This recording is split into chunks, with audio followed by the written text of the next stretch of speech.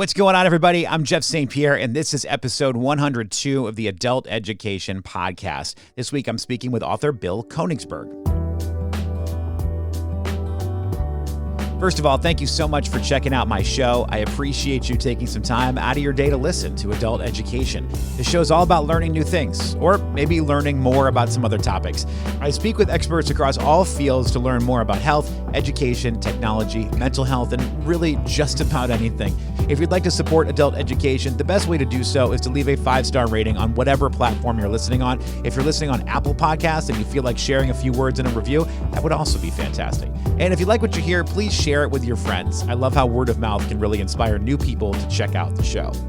I don't have a ton of fiction authors on this show, but this opportunity came up and I just had to take it. Today, I'm speaking with Bill Konigsberg. Over the years, Bill has become a popular voice in young adult fiction. He's also become a major voice in LGBTQ literature. He's published 6 books that have all won various awards. His 7th was just released, and that's what caught my attention. So we're going to talk about his book, Destination Unknown. Now, this story takes us to 1980s New York City. Destination Unknown follows 2 very different teenage boys who meet during the height of the AIDS epidemic. Both are gay, and both see the world through different sets of glasses. One, Micah, is closeted and still learning about who he wants to be. The other, CJ, seems out and proud with no fear at all. I fell in love with this book instantly. Even though it's a work of fiction, I felt like it really transports the reader into a time and place with pop culture references and vivid scenery. I was born in 1981, so yeah, I grew up in the 80s, but I don't really remember a lot of it. I appreciated being able to learn more about the emotions and struggles that gay people, especially gay youth, had to go through during what was such a terrifying time in our history.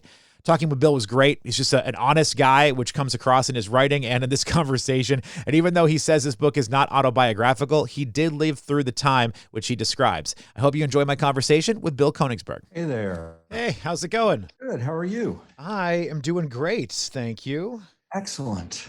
Bill, the book is great. I will say I'm a painfully slow reader, and I sat down and opened up the book, and before I knew it, I was already 60 pages into the book. I mean, I just couldn't put it down right away. I haven't had time to finish it just yet, but it is a really great book. I felt like everything was so real and relatable in so many ways. Even though as a straight male, and you're talking about a couple of gay characters that are the primary people in this, it still felt so relatable to me. Thank you. I'm really glad to hear that. And I won't ruin the book for you. Thank you. It's also very believable. Like, I know it's a fiction story, but it takes place in a very real time I don't know if that's the right way to put it, but it just felt very believable to me. I almost felt like it was a historical take on the situation. Yeah, I mean, it is a historical novel, but I think one thing I'm learning from readers is that one thing I've done well in this book is, I guess the term is verisimilitude, which is like creating something that feels absolutely real, because people keep asking, oh, is that your story? And no, I mean, there are parts of it that I certainly very much relate to, but it's not mine. Before we dive into more of the story here, I also just want to say I was on your website looking at your bio, and I saw you were voted most likely to avoid doing any real work in life by a panel of your disinterested peers, it says, which I thought was very good. So tell me more about that. Oh, boy. You're catching me on a day where I'm thinking I'm going to do 2 of these and then I'm going to bed. So yeah, it feels right for today. I don't know. Are you a sports fan? I am. And actually, it's funny. When I read that you did sports stuff, I was like, that's where the name sounds very familiar to me. I think I've read some of your work before. Yeah. Everything began in my career because in 1994, the baseball strike was happening and I had no job and I was a lazy bum and I just graduated college. I decided to simulate out the rest of the baseball season using a computer. And I wrote about that for a New York Daily News, San Francisco Chronicle, Miami Herald, and it was covered on TV. So that's a perfect example of like somebody who's really lazy who hits on something good. It seemed to work out well for you. You had a pretty good career in sports for quite a few years too. Yeah, I did well. And I'm glad I stopped because the last part of it, I was covering baseball for the Associated Press at times. I don't know how any sports writer lives. I mean, because like you're working until 2 or 3 in the morning, you're eating hot dogs for every meal. I was so unhealthy. I enjoyed it, but it was time to stop doing that. Sports broadcasting is interesting to me because sports broadcasting and meteorologists, to me, are the two jobs where you could just be absolutely terrible at your job, but still keep going. Like, you never have to be right in sports broadcasting. You just need to say something that's going to attract attention. I could get on TV and say the Jets are going to win the Super Bowl, and people are going to keep watching regardless. And they're just going to have opinions back. It's Right. like did you ever see the show 30 Rock? Yes. Yeah. I love that they have their satire. It's called sports shouting. Yes. That's the world we live in. I know you did some work with ESPN over the years too, way back. Did you ever work with Kilborn when he was there? Not directly. I was there when he was there. This is a really random aside, but he had a late night show for a couple of years, and he did a spinoff or a little, mock of Pardon the Interruption, which he called People of Opposite Opinions, or Poop. And his guests just had to take the opposite opinion, so they went back and forth. And it was a very well done skit. There weren't very many of those, I think, for him, unfortunately, but that one really got me good. That's hilarious. So correct me if I'm wrong, Bill. We'll get back to the book here, but I've been reading this as I've been doing a little bit of research on you. I keep seeing the phrase voice of LGBTQ literature. How does that make you feel?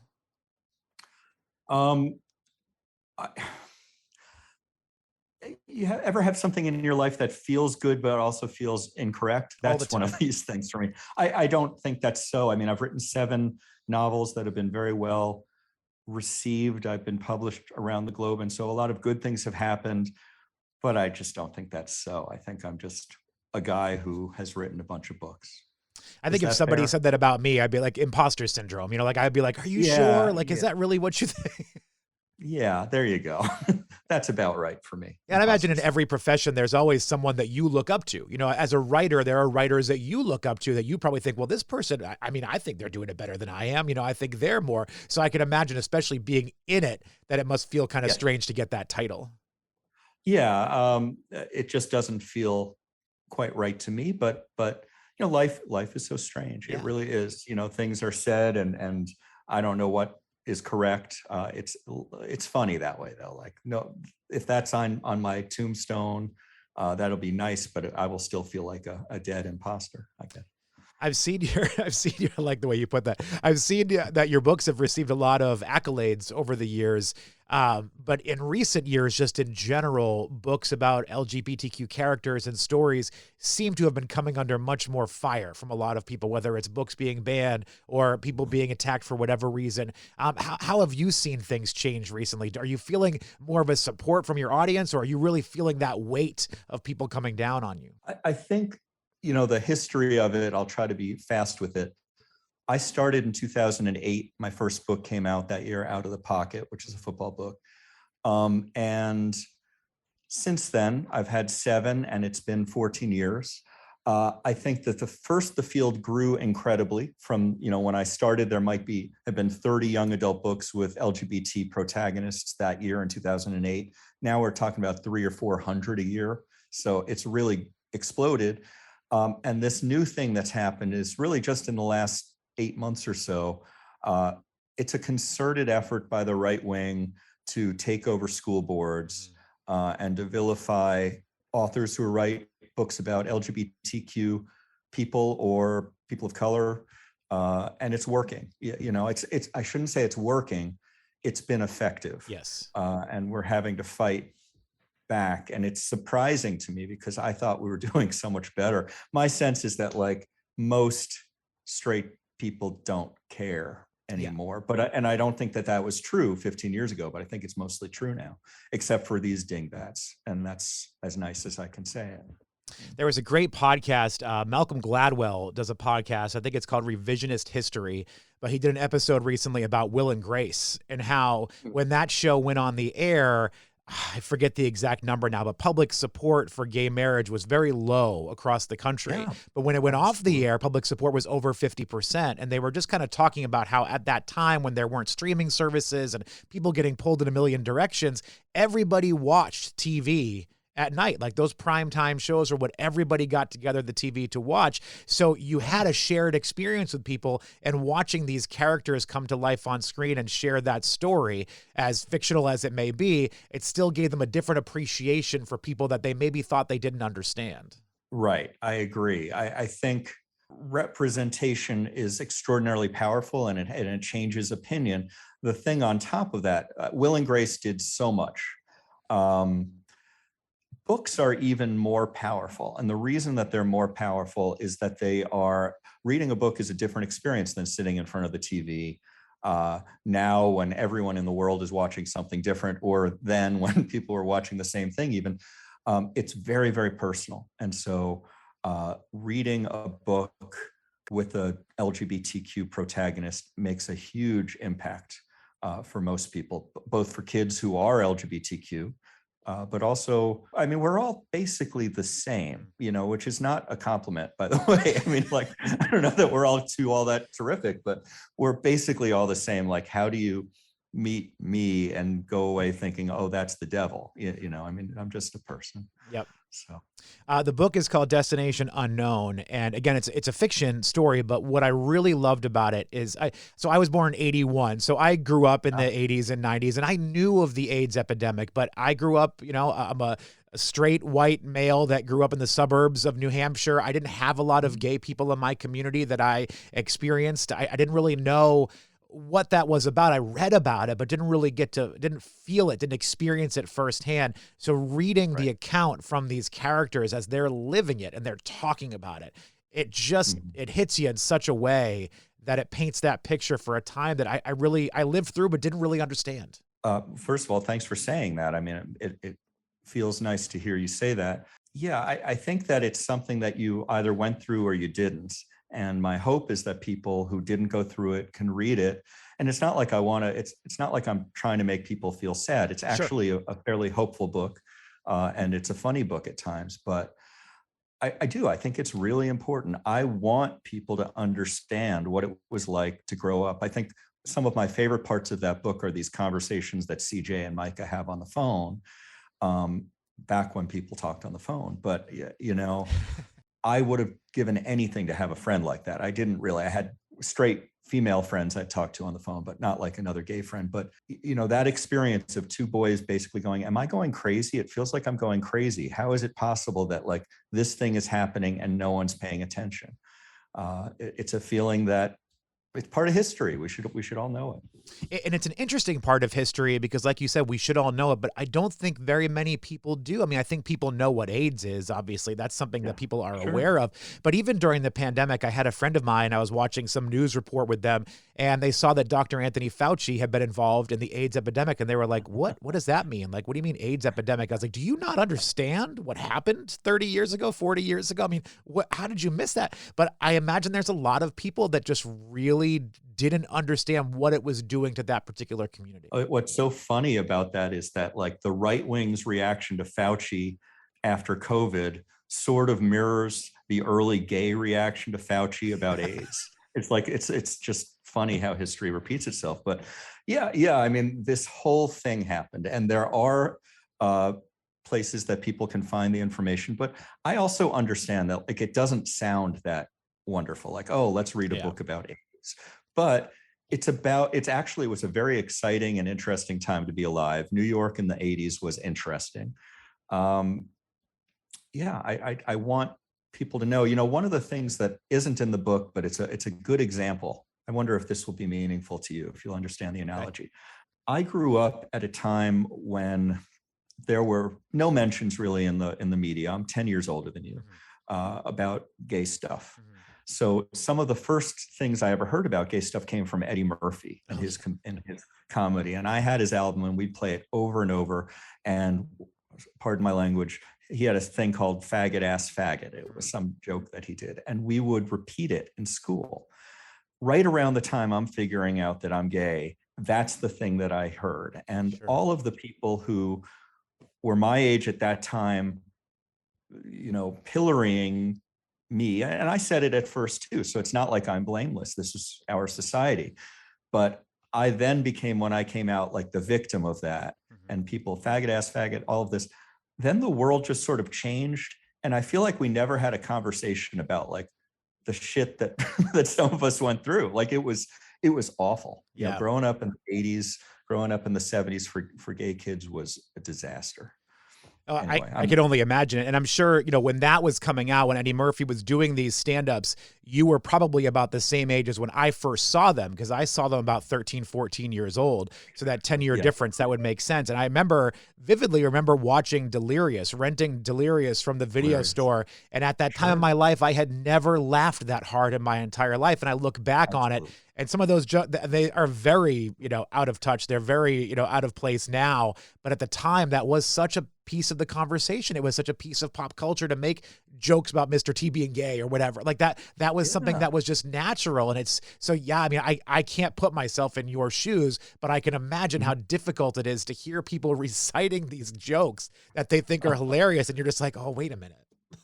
Oh, wait a minute. Right. Well, so it's still kind of, it's funny because I still like off color and offensive jokes. I do. But I've finally also come to understand like how damaging that was, like Yeah. what that actually did to me and people like me. We were invisible. To say I had no self-esteem would be almost an understatement. I thought I was a piece of dirt, Yeah. a speck of dirt. And it took me a long time to come back from that. I'm curious about the community because as I see it, in my recollection of history and what I've seen over time, in the 80s, when the AIDS epidemic was starting to take hold, it seemed to create a stronger community with people really saying like, wow, this is attacking us. We need to band together and we have to try to work hard to fix this. Is that what you experienced? Is that what you saw? Did you see a community start to grow out of that tragedy? Well, I wasn't around before it, so I Okay. can't speak to what was going on before it, but that is the history. That's what they say. And I certainly was around at the beginning of ACT UP, which was a big part of that history, the coalition, AIDS Coalition to Unleash Power, was extraordinarily powerful. And it was my first time getting angry and being joined by other people and being angry. So absolutely, it formed a community. I mean, I think it was either going to form a community or wipe out a community. Yeah. There's no way around it. Well, I'm glad that it formed because that's a very important piece of Here we this. are. Yeah. Because personally, from my recollection, trying to live through this, I remember first starting to see gay people in popular culture kind of in the grunge music movement. Like you started to see that become more popular in the early 90s. And that's, Yeah. kind of coming out of that, like sort of, I don't want to say the tail end because gosh, it still continued for so long, but that's kind of coming out of the 80s and coming out of, where people were really starting to talk about that AIDS tragedy. Yes. The 90s is a really interesting time in history. And I think that some of that movement, the Northwest movement, that was really, it was as if being alternative was for the first time acceptable in some ways. So I think that's amazing. So here's the other thing. Sure. I wrote this book and this is historical fiction. I think it's funny that the 80s are historical, but they are. Somebody, maybe you'll do it, will write a 90s book. It'll probably be, still probably need 5 or 10 years, but then that'll be considered historic. And I think that what's so cool about that is that we don't really understand history at the time. We don't understand that we're in the middle of history and we don't understand the meanings. So we assign the meanings later. But I would be so interested to learn more about, well, the 90s for you are the 80s for me. So I think you would be better in some way better able to explain what the 90s are and what happened there. A big piece of that puzzle too, which I think you get really well in this book without it being gratuitous, is the music affiliation to things. Because for me, I'm just a music fan in general. So for me, when you talk about a band or an artist, I associate that with a piece of history. I can listen to it and think, okay, I remember like what life was like when this was happening. I remember where I was when I first heard this. Like that's the way my brain works. So when you're referencing all these artists from the 80s, it puts me in that place that I know to be the 80s. It makes me, when you talk about missing persons, I'm like, okay, now I kind of have a feel for what we're talking about now. I feel this vibe now. Yeah, and I love music. I feel the same way you do about it. It's very powerful to me. One of my favorite things about this book, it's named after a missing person song, Destination Unknown. I was a huge fanatic, but what tickles me about it, there's a book that came out a couple of years ago called Like a Love Story. My friend Abdi Nazemian wrote it. It's very much like this book. It takes place in 1990. And of course, it uses Madonna as I use Dale Bozio of Missing Persons. That tickles me because the truth is, if you want to make a lot of money, use Madonna. Like, like this is, if this is so me that I would use Dale Bozio, nobody's really, lighting up the world about Dale Bozio, but I thought she was awesome. And I love that music so much. Hey, you reference Wham in the book too. I mean, come on. Absolutely. I loved Wham. There was a time before we understood that George Michael was gay. Yeah. It was a question mark. That's historical, baby. I remember shortly after, this is a silly aside too, but I remember shortly after he did, I think, officially come out, there was a TV special or something on MTV or VH1 where they were making fun of quote unquote bad videos. And Wham was on there. And the comments were just like, how did we not know? Like, you can't, with this song, like Wake Me Up Before, the video for Wake Me Up Before You Go. Like, how did we not know watching this video? Right. Yeah, it's amazing. I wonder that too, looking back. And there were certain things I did know, like before Freddie Mercury was out, I knew Freddie Mercury was gay when I was 10. I just knew. There were certain things, it's like codes that maybe they're built in. Like I saw him and I was like, oh, okay, similarity, something I know is happening there. I like too, the two main characters, CJ and Micah, play different, I don't really know how, I don't want to say this in an offensive way at all, but they play the different roles that I think popular culture will maybe see as part of gay community. Like you have sort of like the closeted, like not really sure what he's going to do about it, kind of gay character. Then you have the, I am out and I am proud and I am all about it. I don't care what anybody thinks about it character. And it's so interesting how much we run into that in daily life. I have a lot of gay friends, and it's funny. I have a friend that's a couple, and they are exactly these people. Like one is like, you would have no idea talking to him. He, whatever it is. And the other one is just like, we are partying today. He's all over the top and it's hilarious. I'm reading this, picturing the two of them actually through most of the book. Oh, that's cool. I like that. I like that when characters are relatable like that. Yeah, you'll see there's not an epilogue, but an author's note at the end. And I say some things about who I am in this book, and I don't want to ruin that for you.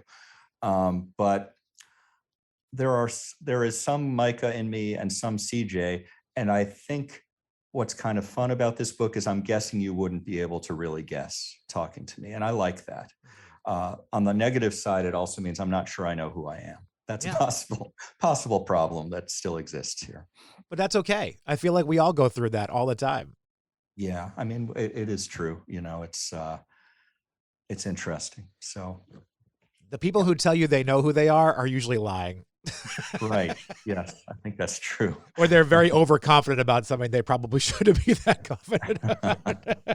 I'm with you. Oh my gosh. Well, I just so fascinated by this story, and I feel like it's given me such a visual of an experience. And I know earlier in this conversation, you said people ask you how much of it is autobiographical, and you're like, there's pieces of it. Like you lived in New York City in that time. You did experience some of these things. Is there anything that you found while you were writing it that kind of struck you differently when you're trying to recount your own experience to create these characters and to paint that picture? Well, I'm not sure if this will answer the question directly, but it seems like what I should say about this. I knew for many, many years I was going to write this book. It's like when you have something that is a story, I always knew I'd have to deal with this. And I just didn't know how I was going to tell the story. And the way that it finally worked for me was I had written, I'll give it some of it away. There is probably in some ways a little more CJ to me than Micah, and CJ is the sort of out and proud kid. I was only able to do the story justice when I told it from Micah's perspective. So instead of being in the voice of CJ, which is a very comfortable voice for me to be in, I switched over to a secondary voice. It's like, it's sort of like The Great Gatsby. It's like the premise of the book is meeting a very interesting person and that relationship. Does that make sense? Yeah.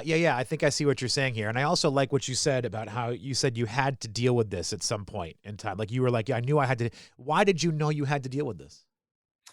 So maybe, oh God, I'm going to use the word brand, and I hate that, but it is sort of my brand. It's okay. That, thank you.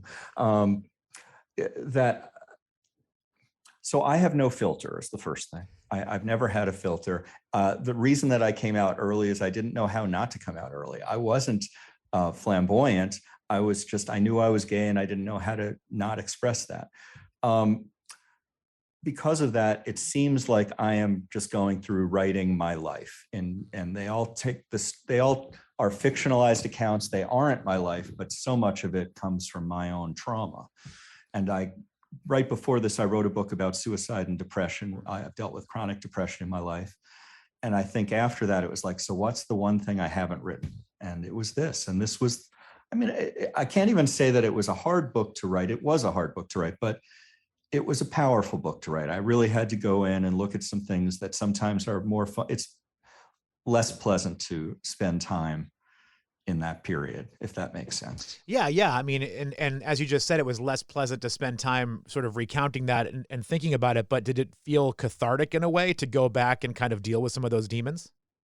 Yeah, I think so. It really helps, and this gets a little deep, but I'll say it. I told you I have no filter. One of the things that CJ has dealt with in the book is that he's a guy who grew up too fast, came out very early. That was my story. And so I was having experiences that I thought at the time when I was 14 and 15 and 16, I just thought were bad experiences, like a bad first time. I now understand that that was statutory rape. I was with adults. And it took me so long to understand that had happened to me and deal with it and sort of come away from it. And so it was very cathartic to be an adult and look back and have a better and more clear understanding, not only of what I went through, but how I survived it. I told you before, I haven't finished the book, so this may be a stupid question because I don't know how it ends. But is there, even though it's not an autobiographical story about you, is there anything from this where you were writing it that you kind of felt like you could write a different ending for yourself? Yes. I don't want to give it away. I wanted to look at things that could have happened to me based on the choices, not only the choices I made, but the situations I was sort of pushed into.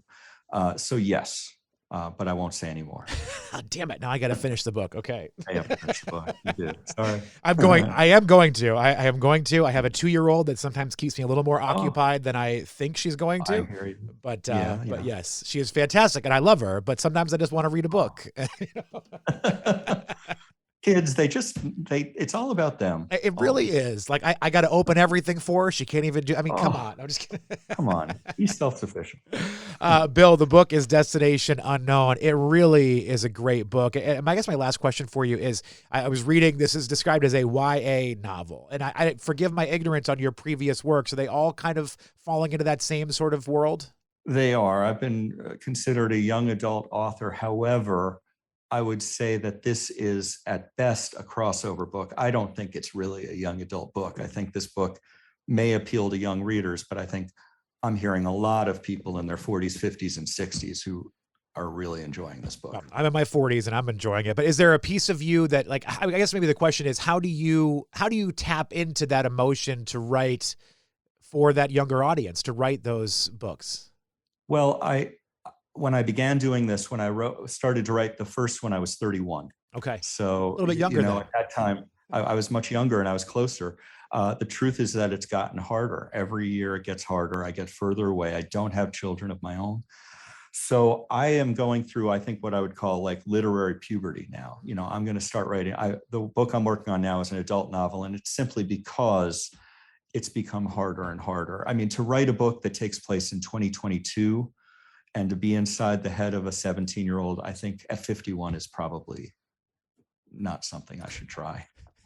My wife is a middle school teacher, and every time I'm thinking about something in pop culture or some sort of slang, I'm always like, hey, can you check with your kids? Like if this is cool, like if this is what I should say. Absolutely. Absolutely. And I'm aware that I'm like one of the people who misuses emojis. So like, Sure. I shouldn't be writing these books. I mean, as long as, and I've kept it, this one is historical, so I get away with it. I have a pretty good sense of the emotional life of a 17-year-old. That I have down. It's the language that I'm lost with now. My toxic trait is I still type ha instead of using emojis. I haven't gotten out of that habit yet. That's toxic for sure. Well, Bill, I appreciate your time. Is there somewhere that people can go if they want to follow along with your journey, if they want to find out more about you? Yeah, I'm on social media. I'm on Facebook, Instagram. I'm trying to get off of Twitter. There really is only one Bill Konigsberg. Well, there is another who's a CEO, but you won't think that we're the same people. Fair enough, Bill. Well, I appreciate your time, Bill. This is a fantastic book. I hope people check it out. I really have been enjoying myself while reading this, and I can't wait to finish it up. Thank you so much. It was really a pleasure to talk to you. Thank you so much to Bill Konigsberg for his time today. His book, Destination Unknown, that's the book we've been talking about for the last half an hour or so, is really a work of art, in my opinion. I hope you check it out. It's available wherever you get your books. And thank you to all of you for joining me for this episode of Adult Education. Until next time, be well.